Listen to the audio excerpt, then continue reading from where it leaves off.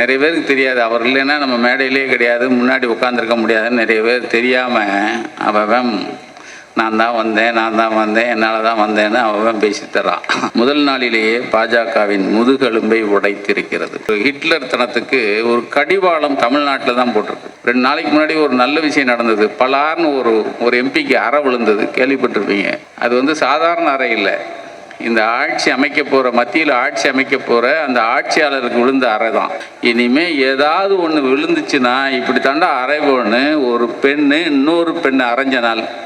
இஸ்லாமியர்களுக்கென தனியாக இடஒதுக்கீடு தர முடியாது என திமிராக பேச முடியாது. ஏன்னா சந்திரபாபு நாயுடு அதை அவருடைய இதில் கொடுத்துருக்காரு. காந்தியும் கோட்சேவும் இப்போ இருந்திருந்தால் காந்தியே கோட்சேவை கூப்பிட்டு என்னை சுட்டு கொன்றியா அப்படிம்பாரு. இப்போ அதான் நடக்குது.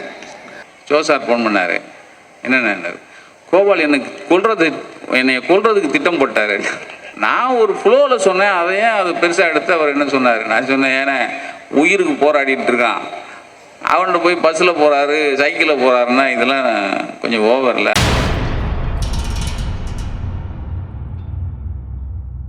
அண்ணன் பேசும்போது சொன்னாங்க 1.2 kg தான் எல்லாருக்கும் மூளை இருக்கும், இவங்களுக்கு என்ன 20 கிலோ இருக்குன்னு. நமக்கு 1 கிலோ தான். ஆனால் இந்த மூளையை வச்சு நான் ஏன் உங்கள் முன்னாடி நின்னா அது கலைஞர் தான். கலைஞர் இல்லைன்னா இந்த மூளை கிடையாது. நிறைய பேருக்கு தெரியாது. அவர் இல்லைன்னா நம்ம மேடையிலே கிடையாது, முன்னாடி உட்காந்துருக்க முடியாதுன்னு நிறைய பேர் தெரியாமல் அவன் நான் தான் வந்தேன் என்னால் தான் வந்தேன்னு அவன் பேசி தரான்.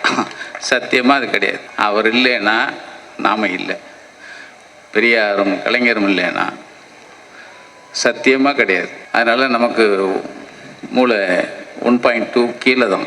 தம்பி செந்தில்வேல் சொன்ன மாதிரி இன்றைய நாள் இது ஒரு வெற்றி நாள். இது ஒரு 40க்கு 40. இது அண்ணன் கலைஞருடைய 101வது பிறந்த நாள் மட்டுமல்ல, தமிழகத்தின் வெற்றி நாள், வெற்றி விழா எடுக்கும் நாள், 40க்கு 40 கொண்டாடும் நாள். அது மாறுதட்டணும். அன்னைக்கு நான் எப்பயும் இந்த கணினி பார்க்குறதில்ல, இருந்தாலும் ஒரு நல்ல விஷயம் ஒன்று வந்துச்சு. 40க்கு 40 வழங்கிய தமிழ்நாட்டு மக்கள் முட்டாள்கள் இல்லை அப்படின்னு ஒருத்தர் போட்டிருக்கார். முதலில் 5 ஆண்டுகளே தேவையில்லை. திமுக கூட்டணியின் 40-40 வென்றதின் மூலம் முதல் நாளிலேயே பாஜகவின் முதுகெலும்பை உடைத்திருக்கிறது. அதான் என் தம்பி சொன்னார். முதுகெலும்புனா ஒரு அசுர ஒரு ஹிட்லர் தனத்துக்கு ஒரு கடிவாளம் தமிழ்நாட்டில் தான் போட்டிருக்கு. இந்த 40 இடங்களை பாஜக கூட்டணிக்கு கிடைக்காமல் செய்ததின் மூலம் இனி சாதாரண மெஜாரிட்டிக்கே தீவிர இந்துத்துவ எதிர்ப்பாளர்களான சந்திரபாபு நாயுடு, நிதிஷ்குமார் ஆதரவை கையேந்தி நிற்கும் நிலை மோடிக்கு வந்துவிட்டது. இனி ஒவ்வொரு சட்டமன்ற மசோதாவையும் தான் தோன்றித்தனமாக கொண்டு நிறைவேற்றிட முடியாது. அது அரசியலமைப்பு சட்டத்திற்கு எதிராக இருந்தால் கூட்டாளிகளை எதிர்ப்பார்கள் எனும் அச்சத்தை உருவாக்கியனால் நம்ம 40 கொண்டு வந்தது, 40 ஜெயிச்சது இன்னைக்கு இந்தியாவுக்கே ஒரு பெரிய ஒரு கலங்கரை விளக்கமாக இன்னைக்கு பேசப்படுதுங்கிறதுக்கு இதெல்லாம் நான் சொல்கிறேன். இனி விவசாயிகளின் போராட்டம் நடந்தால் அதை அயல்நாட்டு சதி என்றோ, நம் நாட்டு விவசாயிகளை அந்நிய கைகூலிகள் என்றோ எகத்தாளம் பேசிட முடியாது. 2 நாளைக்கு முன்னாடி ஒரு நல்ல விஷயம் நடந்தது. பலார்னு ஒரு எம்பிக்கு அறை விழுந்தது, கேள்விப்பட்டிருப்பீங்க. அது சாதாரண அறை இல்லை, இந்த ஆட்சி அமைக்க போகிற, மத்தியில் ஆட்சி அமைக்க போகிற அந்த ஆட்சியாளருக்கு விழுந்த அறை தான். இனிமே ஏதாவது ஒன்று விழுந்துச்சுன்னா இப்படி தாண்டா அறைவோன்னு ஒரு பெண்ணு இன்னொரு பெண்ணை அரைஞ்ச நாள்.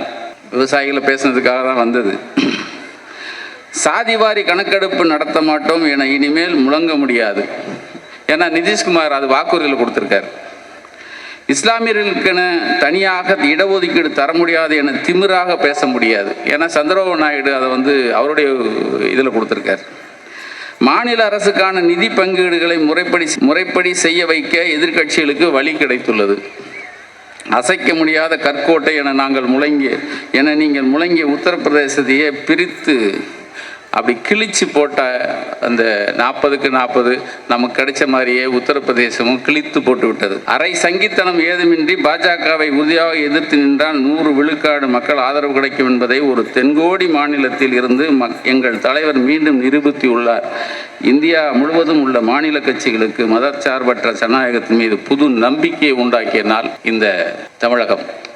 அதை பாராட்டி எடுக்கிற வெற்றி விழாவாக தான் நான் பார்க்குறேன். இப்போ ஒருத்தர் கொஞ்ச நாளைக்கு முன்னாடி நான் தான் கடவுள்னாரு, கேள்விப்பட்டிருப்பேன். நான் தான் கடவுள், நான் தான் கடவுள், நான் தான் கடவுள். எங்கள் அம்மா செத்த பிறகு இப்போ தான் எனக்கு ஞானோதயம் வந்துச்சு சொன்னார், கேள்விப்பட்டிருப்பீங்க. அவர் சொன்னதை நான் அப்படி சொல்கிறேன். என் தாய் உயிருடன் இருக்கும் வரை நான் பயாலஜிக்கலாக பிறந்தவன் என்றே நினைத்து வந்திருக்கிறேன். அவர் மறைவுக்கு பின் நான் எனது அனுபவங்களை திரும்பி பார்க்கையில் நான் கடவுளால் அனுப்பப்பட்டவன் என்று நம்புகிறேன். இந்த பலம் எனது உடலிலிருந்து வருவதல்ல, இது எனக்கு கடவுளால் அருளப்பட்டது. யார் சொல்றாரு? மோடி. அதனால்தான் கடவுள் எனக்கு திறமை, பலம், தூய நெஞ்சம் இவை அனைத்தையும் செய்வதற்கென உத்வேகம் இவற்றை கடவுள் கொடுத்திருக்கிறார். நான் கடவுள் அனுப்பி வைத்த தூதனன்றி வேறு எதுவும் இல்லை அப்படின்னு யாரு? மோடி இப்போ இன்னைக்கு பிரதமரானவர் சொல்லியிருக்கார். கலைஞர் பல ஆண்டுகளுக்கு முன்னாடியே அவர் ஒரு பதில் சொல்லியிருப்பார். யாருக்கு? மோடி. அப்பயே இப்போ இப்படிலாம் சொல்லுவார்னு நினச்சி மோடிக்கு அப்பயே ஒரு பதில் சொல்லியிருப்பார். ஒரு ஆஸ்பத்திரி திறக்க போயிருந்துருக்காங்க. யார்? கலைஞர் திறந்த உடனே, அண்ணே உங்கள் கைராசினே திறந்து வாங்க, அதனால தானே உங்களை கூப்பிட்டானாரு. யோ, ஆஸ்பத்திரிக்கு போய் கைராசின்னு சொன்னால் ஏயா? ஒரு கடையை திறந்து வச்சா கைராசி இருந்தால் நிறைய பேர் வியாபாரம் பண்ணுவான். ஆஸ்பத்திரிக்கு கைராசின்னு சொன்னால் அப்போ நோயாளி நிறைய வரணும்னா அப்போ நான் ஆளுகிற தமிழகத்தில் இருக்கிற மக்கள் பூரா நோயாளியான நீ சொல்றியா? கைராசின்னு சொல்லாத. இங்கே வர்றவங்க நல்லபடியாக குணமாகி போகணும், அதுக்காக என்னை கூப்பிட்டாங்கன்னு சொல்லு, அதை வேணால் ஒத்துக்கிறேன் அப்படின்னு சொன்னாராம். அதுக்கடுத்து ஒருத்தர், நீங்கள் தெய்வம் போல வந்திருக்கீங்க. நான் தெய்வம் என்றால் இப்போது கூட 5-6 நாள் தேர்தல் பிரச்சாரத்தில் ஈடுபட்டு விட்டு உடம்பு வலியுடன் நின்று கொண்டிருக்கிறேன். தெய்வத்திற்கு உடம்பு வலி வருமா? தெய்வத்திற்கு தலைவலி, கால்வலி, கண்வலி இதெல்லாம் வருமா? தெய்வத்திற்கு ஹார்ட் ட்ரபிள் வருமா? தெய்வத்திற்கு கிட்னி ட்ரபிள் வருமா? இது பூரா கேட்குறாரு. எனவே என்னை தெய்வம் என்று சொல்லி தெய்வத்தை இழிவுபடுத்தாதீர்கள். அதே போல் என்னையும் கேலி செய்யாதீர்கள். தெய்வம் பேசாது, நான் பேசுகிறேன். எனவே நம்முடைய நண்பர்கள், கழக உடன்பிறப்புகள் இதய தெய்வம், தெய்வம் என்றெல்லாம் என்னை அழைப்பதை விட்டுவிட வேண்டும். அவர் சொல்றார், உங்கள் அன்பை, பாசத்தை வேறு விதமாக பொழிந்தால் போதுமானது. என்னை தெய்வமாக்கி விடாதீர்கள். ஏனென்றால் நாம் தெய்வத்தை ஏற்றுக்கொள்கிறோமோ இல்லையோ, தெய்வம் நம்மை ஏற்றுக்கொள்கிற அளவுக்கு நாம் நடந்து கொள்ள வேண்டும். அதுதான் உண்மைக்கு, மனசாட்சிக்கு ஏற்ற முறையிலே நம்முடைய வாழ்வை அமைத்து கொள்ள வேண்டும். அப்படிப்பட்ட வாழ்வை அமைத்து கொண்டிருக்கிற ஒரு குடும்பத்தினுடைய அன்புக்குரிய உடன்பிறப்பு டாக்டர் அதை அவரை சொல்லி பாராட்டுறோம். ஏன்னா ஒரு தீர்க்கதரிசிக்கு இன்னைக்கு விழா எடுக்கிறோம். 30 வருஷத்துக்கு முன்னாடி சொன்ன பதில் 30 வருஷத்துக்கு பிறகு இன்னைக்கு ஒருத்தர் நான் கடவுளுங்கிறாரு, அவருக்கு அந்த பதில் ஒத்து போகுது. கலைஞருடைய நகைச்சுவை நயத்தை எங்கள் மணியண்ணன் சொன்னார். எனக்கு அவருடைய நகைச்சுவை நயம் ரொம்ப ஒரு 4-5 ஏன்னா ராவாக இருக்கக்கூடாதுல்ல. ஏன்னா எனக்கு முன்னாடி செந்திவேல் பலார்னு அடிச்சுட்டு போயிட்டார். அதுக்கு முன்னாடி நாம் ஒன்றுமே இல்லை, எனக்கு அப்புறம் தான் பேசியிருக்கணும். அவர் நிருபர்கள் கூட்டம், நான் கலைஞருடைய நகைச்சுவை நயத்துக்கு ஒரு 4-5 சொல்லிவிட்டு அப்புறம் நமக்கும் அவங்களும் நான் ரொம்ப அவர் கூடலாம் இருந்ததில்லை. நான் தேவைன்னா பார்க்கறது, கூப்பிட்டா பேசுகிறது, அவ்வளோதான். நம்ம ஒன்றும் ரொம்ப கை கோர்த்து தோல் மேலே தோல் போட்டு அலைஞ்ச ஆள்லாம் நான் கிடையாது. நிருபர்கள் கூட்டம் கேள்வி, கழகத்தை அழிப்பேன் சபதம் இருக்கிறேன், இது சத்தியம் சத்தியம்னு எழுத ஒரு சவால் விட்டுருக்காங்களே, அதை பற்றி நீங்கள் அப்படின்னு. இது எப்போ கேட்டதுன்னா 2008. அவர் கொஞ்சம் ஓவராக தான் இருக்கும். நேற்று கொஞ்சம் அதிகமாகி விட்டது போலும் சொல்லிட்டு கேப் விடுவார். அவர் எப்பயுமே அதான் கேப் விடுவார். கேப் விட்டுட்டு ஒரு சிரிப்பார். சிரிச்சுட்டு நான் சொன்னது கோபத்தை, அதான் கலைஞர். 97 9 பேரை காப்பாற்ற போயிட்டு வந்துட்டுருக்கோம். நான் காட்டுக்குள்ளே இருக்கேன். இவரும் அண்ணனும் பாட்டிலும் 2 பேரும் முதலமைச்சர். அப்போ 2 பேரும் சேர்ந்து பத்திரிகையாளர் சந்திக்கிறாங்க. பத்திரிகையாளர் தான் குண்டக்க மட்டும் கேட்டே இருப்பாங்களே, நம்மளுக்கு தான் தெரியுமே. ஒன்றும் உருப்படியாக கேட்கறதில்ல. அதனால குண்டக்க முண்டை கேட்பாங்க. கேட்டே இருந்திருக்காங்க. கடையில் கலைஞர் கொஞ்சம் கடுப்பாயிட்டார். எப்படி இது முறியடிக்கணும்? ஒருத்தர் கேட்குறாரு, சார் அடுத்த கட்ட நடவடிக்கை என்ன சார் பண்ண போகிறீங்க? எல்லாரும் சேர்ந்து சாப்பிட போவோம் அப்படின்ட்டு போயிட்டார். சு. சமுத்திரம்னு ஒரு பெரிய எழுத்தாளர். கலைஞர் எப்பயுமே அவர் வந்து கடுமையாக விமர்சனம் பண்ணிக்கிட்டே இருப்பாங்க. அப்போ கலைஞர் வந்து ஒரு ப்ரெஸ் மீட்டில் பேசிகிட்டு இருக்காங்க. இவர் அதாவது அன்றைக்கி வந்து ஊழல் பட்டியலில் அதிமுகவினோட ஊழல் பட்டியலில் அன்றைக்கி வெளியிடுறாரு. சமுத்திரன்னா இங்கே லேட்டாக வந்திருக்காரு. லேட்டாக வந்தோடனே நீங்கள் என்னை கூப்பிடல, இருந்தாலும் நான் வந்துட்டேன் அப்படின்னாரான் சு. சமுத்திரம். நீ எங்கள் செய்தியை போட மாட்டீங்க, இருந்தாலும் வாங்க. அதாவது ஒரு மனுஷனுக்குள்ள அத்தனை ஒரு அறிவும் ஆற்றலும் நிறைந்த ஒருத்தருக்காக இன்னைக்கு நம்ம பேசிகிட்டு இருக்கோம். காந்தியும் கோட்சேவும் இப்போது இருந்திருந்தாலும் ஒருத்தன் கேட்குறான். இப்போ நடைமுறைக்கு ஏற்ற மாதிரி சொல்லியிருப்பார். காந்தியும் கோட்சேவும் இப்போது இருந்திருந்தால் காந்தியே கோட்சேவை கூப்பிட்டு என்னை சுட்டு கொன்றியா அப்படிம்பாரு. இப்போ அதான் நடக்குது. எப்போ சொல்லியிருக்காரு பாருங்க. அப்போது கலைஞர் இருந்தபோது அவர் கட்டிய அணைக்கட்டு, அவர் கட்டிய அனைத்து கோயம்பேடு பஸ் ஸ்டாண்ட்லேருந்து மெட்ரோ வரைக்கும் செந்தில்வேல் சொல்லிட்டாங்க. ஆனால் கலைஞருடைய அந்த நூற்றாண்டில் மாத்திரம் கலைஞர் பேர் வர கட்டியது இருக்கு பாருங்க. அதை தம்பி சொன்ன மாதிரி இந்த கிண்டி பல்நோக்கு மருத்துவமனை, அது வந்து அமெரிக்கா மருத்துவமனைக்கு இணையாக கட்டியிருக்காங்கிறது நீங்கள் எல்லாரும் பாராட்டுற ஒரு விஷயம். நானும் வியந்து போனேன். நீங்கள் ஏறுதழுவுதலுக்காக நீங்கள் வந்து அலங்காநல்லூரில் ஒரு ஸ்டேடியம் கட்டியிருக்காங்க. எந்த கொம்பனும் அப்படிலாம், அதுவும் கலைஞர் பேரால். இந்த பக்கம் போனால் கிளாம்பாக்கத்தில் ஒரு பஸ் ஸ்டாண்டு, இந்த பஸ் ஸ்டாண்டை தூக்கி சாப்பிட்ற மாதிரி ஒரு பெரிய பஸ் ஸ்டாண்ட் கலைஞர் நினைவில் நீங்கள் வந்து திருமண பக்கம்லாம் அவருடைய நினைவு இருக்கிற மாதிரி இந்த ஓராண்டு கட்டிய நீங்கள் விஷயங்களை எடுத்துக்கிட்டிங்கன்னா இன்னும் 100 ஆண்டு இல்லை, இன்னும் 1000 ஆண்டுகள் கலைஞர் நம்ம முன்னாடி நிற்பாருங்கிறத இன்னைக்கு இந்த ஆட்சி செய்கிற முத்துவேல் கருணாநிதி ஸ்டாலின் அவர்கள் தலைமையிலான நீங்கள் வந்து அரசாங்கம் கட்டியிருக்கிறத உண்மையிலே பாராட்ட வேண்டிய. கல்கி ராஜேந்திரன் எங்களுடைய முன்னாள், அதாவது சில முன்னேறு பின்னேறுவோம்ல, எங்களுக்கு முன்னேறாக இருந்தவங்க. அவர் எங்கள் ராம் சார்லாம் ஒரு ரொம்ப நண்பர்கள். அவர் கலைஞரை பார்த்துட்டு வெளியே வராரு. வெளியே வந்து சொல்கிறார் பத்திரிகையாளர்கிட்ட, இந்த மாதிரி நான் போனேன், ரொம்ப ஆச்சரியப்பட்டேன். மேடையில் அண்ணா படம் இருக்குது, பெரியார் படம் இருக்குது, அப்புறம் பேனா வச்சுருக்காரு, ஒரு டம்ளர் தண்ணி வைக்கிறார், எந்த கோப்புமே இல்லை. நான் ஆச்சரியமாக இருந்தது. நான் அவர்கிட்டே கேட்டேன், எந்த கோப்புமே இல்லை, என்ன எதுவுமே பார்க்க மாட்டிங்களா, இல்லை வேறு இடத்துல கோப்புகள் வச்சுருப்பீங்களான்னு கேட்டேன். அப்போ அவர் சொன்னார், இல்லை நான் கோப்புகளை நாங்கள் வந்து தேக்கி வைக்கப்படுறவர்கள் இல்லை, கோப்புகளை துரத்தி கொண்டு ஓடுபவர்கள் அப்படின்னு சொன்னார். அதான் எங்கள் மாசு.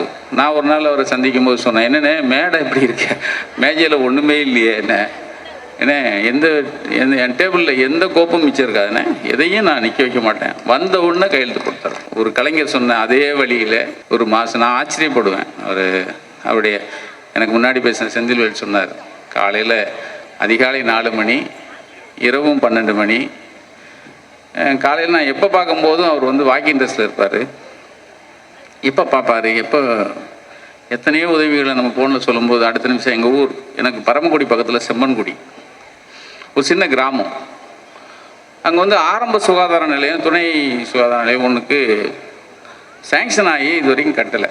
அப்போ அந்த ஊருக்கு நான் எங்களுடைய குலதெய்வம் கோயில் விழாக்கு போயிருந்தேன். அப்போ நான் கேட்டேன், இந்த மாதிரி எனக்கு சொன்னாங்க, கோரிக்கையாக சொன்னாங்க. நான் உடனே அண்ணன்ட்ட ஃபோன் பண்ணி சொன்னேன். அடுத்த நிமிஷம் எனக்கு ஃபோனுக்கு வந்தது யார் தெரியுமா, பரமக்குடியில் இருக்கிற சுகாதார நிலையத்துக்கான அதிகாரி எனக்கு ஃபோனுக்கு வந்தார். சார் சொல்லுங்கள் சார், அமைச்சரே பேசினார் அப்படின்னு. இல்லைங்க, இந்த மாதிரி சேங்ஷன் ஆகியிருக்கான், அதுக்கு இடம் இல்லாமல் இருக்குது சார், நான் நேராக போகிறேன் சார், நீங்கள் ஒரு ஆளை சொல்லுங்கள் சார், அங்கே பார்த்துக்குறேன் சார். ஒரு சின்ன கிராமம்தான், ஒரு கிராமம், ஒரு கிராமத்தில் ஆரம்ப சுகாதார நிலையம் கட்டலை, கட்டலை, அனுமதி கிடைச்சும் கட்டலைங்கிறதுக்கு ஒரு அமைச்சர் சம்மந்தப்பட்ட பரமக்குடியில் இருக்கிற ஒரு அதிகாரி பேசி எனக்கு அடுத்த நிமிஷம் எனக்கு ஃபோனுக்கு வர்றார். இதுதான் கலைஞர் ஆட்சி. இதுதான் கலைஞர் தலைமையிலான முத்தமிழறிஞர் முத்துவேல் கருணாநிதி ஸ்டாலின் அவர்கள் நடத்துகிற ஆட்சி. எனக்கும் கலைஞருக்குமான உறவு ரொம்ப பெருசுலாம் இல்லை. நான் முதல்ல சொன்ன மாதிரி இந்த 9 பேர் காப்பாற்றுறதுக்காக நான் போயிருந்தேன். அப்போ என்ன சோசாரை பற்றி அண்ணன் ரமேசனன்னு சொன்னாங்க, எங்கள் மைப்பாவும் சொன்னார், செந்திவலன்னு சொன்னாங்க. ஏன்னா சோசாரை பற்றி சொல்லும்போது எனக்கு வந்தது ஞாபகம் கொஞ்சம் சொல்லணும்ல. ஏன்னா அவர் விமர்சனம் பண்ணதில் ரொம்ப கடுமையாக விமர்சனம் பண்ணுவார். என்னையும் ரொம்ப முண்டக்க திட்டிருக்கார் அவர். ஒரு முறை என்னாச்சு, 9 பேரை காப்பாற்றுறதுக்காக என்னை அனுப்புகிறாங்க. 2 அரசாங்கம் அனுப்புது. நான் போயிட்டு வரேன். போகிறதுக்கும்போது என்ன கோபால் மாத்திரம் நினச்சா போகிறாரு, நினச்சா வர்றாரு. ஏன் அவர் பின்னாடியே போலீஸ் போய் வீரப்பனை சுட்டு கொண்டாடினேன் அப்படின்னு துக்குலக்கில் எழுதிட்டார். யார்? ஜோசார். நான் வந்த உடனே கலைஞரை பார்த்தேன். துக்குலக் பார்த்தீங்களான்னார். நான் பார்க்கலண்ணே, நான் படிக்கிறது இல்லை பொதுவாக. துக்குலக்க நீங்கள் மற்றதை சொல்லிடுறாங்க. அப்போ இன்னைக்கு பாருங்கள் அப்படின்னார். வீட்டில் போய் பார்த்தேன். கொஞ்சம் குண்டை எழுதியிருந்தார். ஏன் இவர் பின்னாடியே போலீஸ் போய் வீரப்பனை பிடிச்சா என்ன? போலீஸ் ஏன் இவ்வளோ மந்தமாக இருக்குது? கருணாநிதி போலீஸ். இதுக்கு கோபால் நான் சொல்லலை, நீங்களே சொல்லிடுங்க என்னார். சில விஷயத்தை பாலை நம்மகிட்ட தள்ளி விட்டுருவார் அப்படியே. அப்போ எனக்கு சன் டிவியில் வீரபாண்டின்னு ஒருத்தர் இருந்தார். அவர் நான் வந்த உடனே எனக்கு ஒரு நேருக்கு நேர். அப்போ சொன்னாங்க, இந்த மாதிரி ஒரு பெரிய பத்திரிக்கையாளர், இந்தியாவை போற்றக்கூடியவர், அவர் இல்லை நான் ஜோசாரை தானே சொல்லுங்கண்ணே. இல்லை இந்த மாதிரி சொல்லியிருக்காரு, உங்கள் பின்னாடியே போய், ஆனால் கோபால் மாத்திரம் பஸ்ஸில் போயிட்டு வர மாதிரி போயிட்டு வர்றாரு, நீங்களே போய் பின்னாடியே போய் பிடிக்க வேண்டியதானேன்னு சொன்னார். நான் சொன்னேன், சிஎம் கலைஞரும் சொன்னாங்க, அது பார்த்தீங்களான்னாங்க. நான் படித்தேன். அப்போ என்னை பதில் வர சொன்னாங்க. பதில் நீங்களே சொல்லிடுங்கன்னு சொன்னாங்க. நான் இப்போ சொல்கிறேன், நான் கலைஞர்கிட்ட சொல்லிடுறேன், நான் தூது போகிறத நிறுத்திடுறேன், சோசாரை போக சொல்லுங்கன்னு நான் சொல்லிட்டேன். அதனால் அடுத்த முறை காட்டுக்கு போனோன்னா சோசாரை தான் கலைஞர் சொல்லுவார்னு நினைக்கிறேன். அவர் போய் கூப்பிட்டு வந்தோம். ஏன்னா பஸ்ஸில் தானே போகிறோம், கூப்பிட்டு வந்துட்டோன்னு சொன்னோடனே கேட்டேன். நல்லா சொன்னீங்கன்னாரு கலைஞர். நைட்டு 10:30 மணிக்கு எனக்கு போகணும். யார்? ரஜினி சார். கோபால் சொல்லுங்கண்ணே. ஜோசார் ஃபோன் பண்ணார். என்னென்ன? கோபால் என்னை கொல்றதுக்கு திட்டம் போட்டார். என்னென்ன? நான் ஒரு ஃப்ளோவில் சொன்னேன், அதையே அது பெருசாக எடுத்து அவர் என்ன சொன்னார். நான் சொன்னேன், ஏன்னா உயிருக்கு போராடிட்டு இருக்கான், அவன்கிட்ட போய் பஸ்ஸில் போகிறாரு, சைக்கிளில் போகிறாருன்னா இதெல்லாம் கொஞ்சம் ஓவர் இல்லை, அதனால் சரி இனிமேல் நான் அப்படி பேச மாட்டேன்னு சொல்லியிருக்கேன் அப்படின்னாரு. அதாவது ஒரு பத்திரிகையாளர், கலைஞர் ஒரு பத்திரிகையாளர், அவர் பதில் சொல்லியிருக்கலாம். அரசாங்கம் 2 அரசாங்கமும் தூதுவனா எடுத்து நம்மளை அனுப்புகிறாங்க, இதுக்கு பங்கமும் வந்துடக்கூடாது, அவர் பேசுனதுனால எந்த குறையும் வந்துடக்கூடாது, இதனால் இவன் முடிக்கும் என்றாய்ந்து அதனை அவன் கண் விடல் அப்படிங்கிறதுல கலைஞர் தான். எனக்கு தெரிய